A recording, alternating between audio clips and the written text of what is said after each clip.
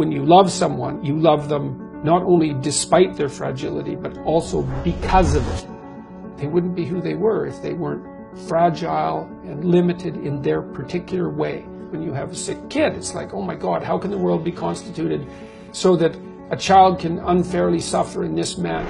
You can't have them being vulnerable and cute and interesting and small and needing care, but striving to develop and grow, without them also being prone to pain and destruction and vulnerability. Yeah. And then what do? You teach them to be strong. That's what you do. You don't get rid of the vulnerability. You teach them to be strong. You don't protect your children. In fact, you do the opposite. You expose them to the world as much as you possibly can, and you make them strong. That's the best antidote to their vulnerability. The first noble truth of Buddhism: life is suffering. This is true, and it's worse than that because it's suffering contaminated by malevolence. And so that's very pessimistic. But the optimistic part is that you are so damn tough you can actually not only deal with that, you can improve it. It's like, oh, well, that's a horrible situation, but it turns out that I'm armed for the task.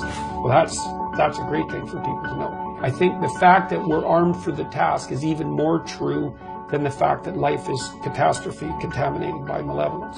We're stronger than things are terrible. And I do believe it's the case because I've watched people do very difficult things, like people who work in palliative care wards. So all they're ever dealing with is pain and death, right? And they can do it. They get up in the morning, they go to work, and they take care of those people. They lose people on a weekly basis, and yet they can do it. And what that shows is that if you turn around and you confront the suffering voluntarily, you find out that you are way tougher than you think. It's not that life is better than you think. Life is as harsh as you think. It might even be worse, but you are way tougher than you think if you turn around and confront it. It's a very good thing to know, and it's not naive optimism.